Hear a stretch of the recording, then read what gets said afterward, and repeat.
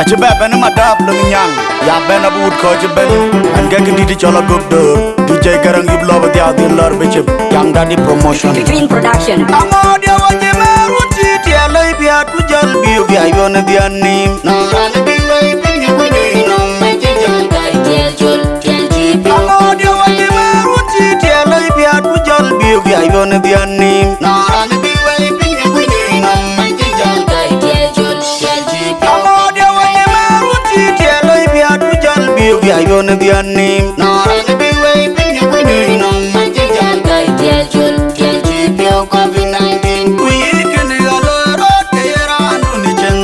una le bi ga yane kala imo e gotin ko chiber in ken gotin kuin wawande kol bani ret we bati e jor pachin gidia ma unwa pinya benga te pinjero ro pinji raja dum ka ni laila pinjino chugino mamor we duye wa ku kula pia takai malenda pinya benga te pinjero ro pinji raja dum ka ni laila pinjino chugino mamor we duye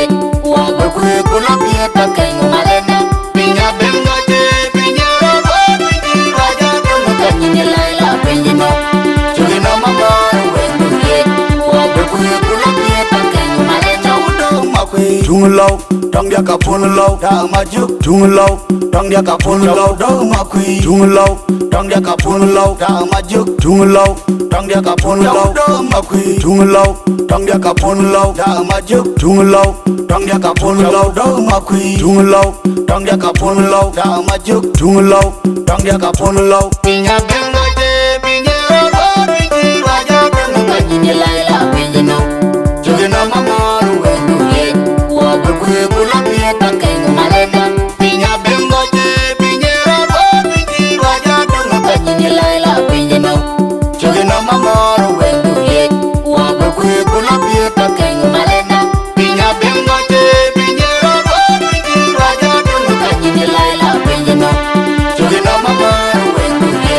wa ku kula pia waje meru ti ti alai bia tu jal bi bia yon diani na ran bi wai bin ni wini no me je jal dai je jol tel ji amodia waje meru ti ti alai bia tu jal bi bia yon diani na ran bi wai bin ni wini no me je jal dai je jol tel ji amodia waje meru ti ti alai bia tu jal bi bia yon diani na ran bi wai bin ni wini no me je jal dai je jol tel ji bio COVID-19 we can galo rote ran ni chen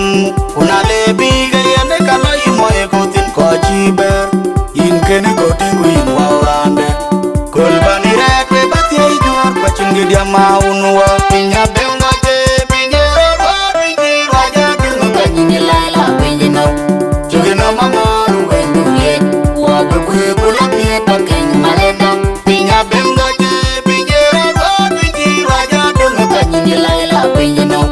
chugina mamaru we duye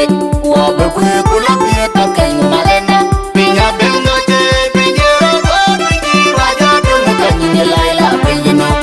chugina mamaru we duye